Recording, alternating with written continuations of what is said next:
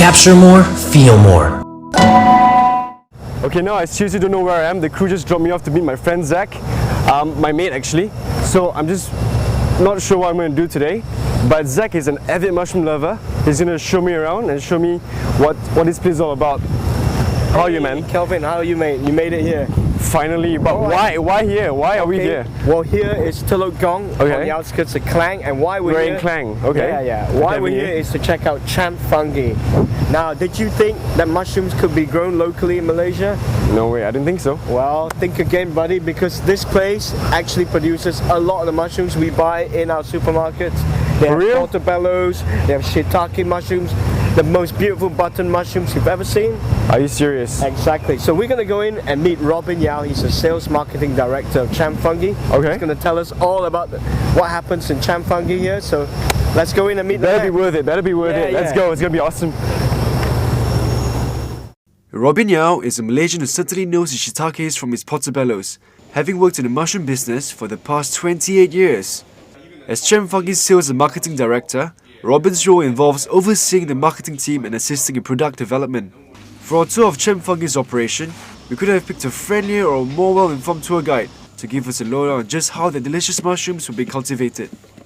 What you see here is actually the beginning process of putting in the compost, and the mushrooms are actually grown on those shells, 6 tiers each, under full environment control. You do tissue culture and then prepare your own compost media, and then you can control the temperatures, humidities, the environment. So basically you're simulating a nature process, but you do it whole year round. So growing mushrooms no longer become a seasonal issue. Right. How long does it usually take for average mushrooms to reach optimum? Okay, for the mushrooms that we grow, which is basically button mushrooms, Swiss brown, from the day when we put in the media, the compost in, it takes roughly about 3 weeks before we get the first mushrooms. We're very interested in the whole culture, sustainable farming. You guys practice that, right? Yeah, if you look at the whole process in the farm, nothing goes to waste. In this case, when we grow button mushrooms, the main compost material are actually the wheat straws, which have been composted for a period of time, and then inoculated with the mushrooms, tissues. We grow the mushrooms, and then later on, after the compost has been considered as spent, we will then let it rest and use it as soil conditioner for our other farming activities, growing other vegetables and so on. And this process continues. Very environment friendly because we don't use pesticides, chemical fertilizers and so on. So everything actually derived naturally. Any potential disease or whatever, so we use very environment friendly agents to treat them. Champ Fungi produces a maximum capacity of around 300 tons of mushrooms a month. That works out to around 10,000 kgs a day. That's a whole lot of mushrooms. Shipping to countries in the region including Singapore, Hong Kong, Taiwan, Thailand and Brunei, as well as the local market, Champ Fungi cultivates a variety of different mushrooms including your classic white button mushrooms, brown mushrooms and my personal favourite, the Portobello mushroom. The mushrooms are actually picked twice a day here. The rate of growth is actually quite fast. 3 weeks after you have actually laid out the compost, and the black thing here we call the peat moss. Peat moss is actually a fibre that comes from the forest. This is actually a process of deterioration of vegetation in the forest. So basically the fibres, right? And its function is actually to hold water. If you can see mushrooms, you can actually do vertical shelving and all this, so you don't need much space to grow and all this. For example, if you look at 1 square meter, what we aim to achieve is that we should get about 30 kg per square meter production from the beginning until the end, which roughly takes about say 40 to 45 days.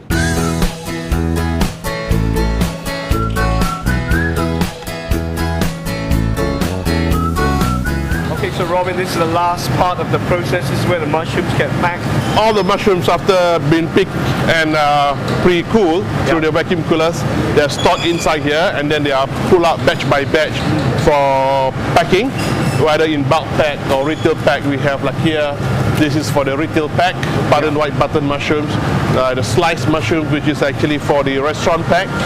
And the big pack for say 2 kg or 4 kg white button mushrooms will go for the distributors as well for export. And it's exceedingly cold in this room. Why is it much colder here than in? Well, after you pre-cool the mushrooms to 2 to 4 degrees Celsius, we have to maintain the temperature, and we cannot exceed certain temperature because we do not want the mushroom to wake up and grow again. So we have to maintain the cold temperature here. This is running about 6 to 8 degrees, right? Packed and immediately been moved back into 2 to 4 degrees condition to actually preserve them. We have about 24-hour policy, freshness policy. So mushroom being picked in the morning, packed, and then goes to the refrigerated trucks to our markets or go to the air containers to be air flown. And the mushrooms will be in the market latest the next morning. Okay, so while Zach is cooling off, Tommy is going to bring me to pluck some Portobello mushrooms for my dish later. So you just basically lift it off the compost. This is shopping on a whole new different level. Hopefully you can feed all of us later. I think we've quite a few now. Yeah. Let's see. Thank you, Mr. Robin. Alright, you're most welcome.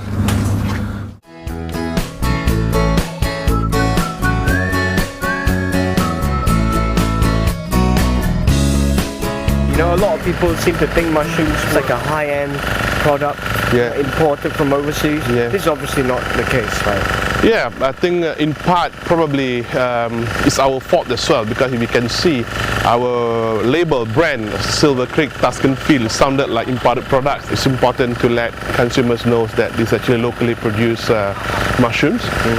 It's very affordable because you save at least 30 to 40% if you compare against imported mushrooms. So that's why in part of our next steps in sales and marketing, branding, we have to inform the consumers, you know, what we are doing, the sustainability of it, you know, the compost grown and so on, so that we hope that by being more informed, consumers would support us and help the earth at the same time.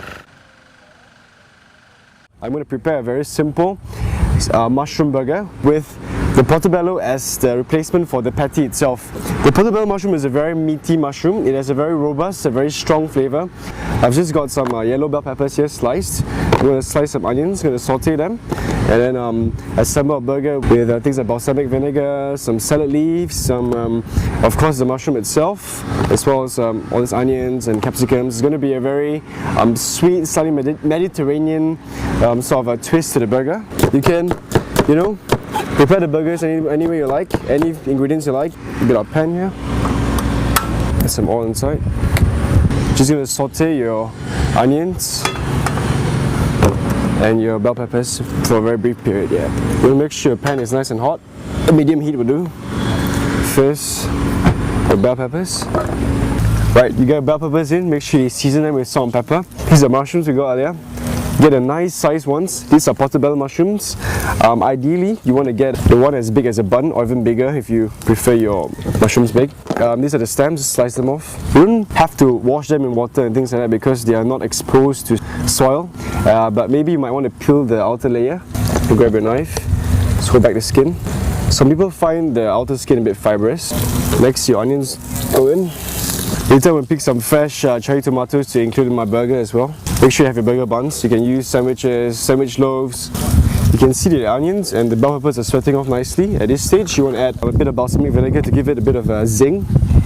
Because of the sugar content in the vinegar itself, it's going to caramelize a bit more and give the onions and the peppers a very nice caramelized color.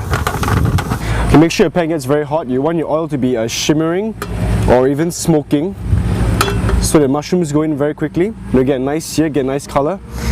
Color equals flavor. The bigger one goes in first. Okay, you make sure you hear the sizzling sound. Basically, you're just pan roasting these mushrooms. It'll take about 4 to 5 minutes per side. You can see these mushrooms are very firm and very fresh. You can see the gills are still actually pink in color, not brown or black when you actually get them about a week old. Another reason why you don't wash your mushrooms in water is because mushrooms are like big sponges.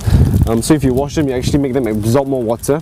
Okay, at this stage you want to season your mushrooms with salt and pepper on gill sides. You can actually also grill these mushrooms over a barbecue or an open grill outdoors, or even a griddle pan to give them nice crisscross marks. I think it's about time to flip them right now. You can see the mushrooms have been beautifully seared on the top side. Don't be alarmed about the amount of oil that's in the pan, because there's actually the water coming up from the mushrooms. And a bit of balsamic vinegar again.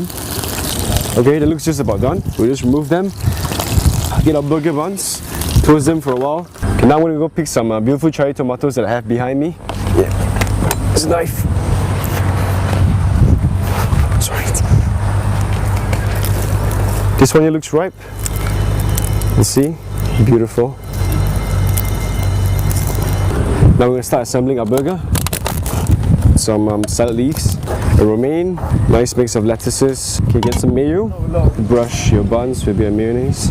Both sides just a little bit. The assortment is endless. A bit of salad leaves, yeah. A bit of the balsamic onions and peppers we prepared earlier. So we'll top like this. A bit of cheese that we brought with us. We're using cheddar today. You can use mozzarella, whatever cheese you like. Just a couple of slices. Yeah. Lay them over your burger. Just like this. Grab one mushroom. Look at that, look at that. Okay. Maybe a few slices of cherry tomato. There you have it. Your burger.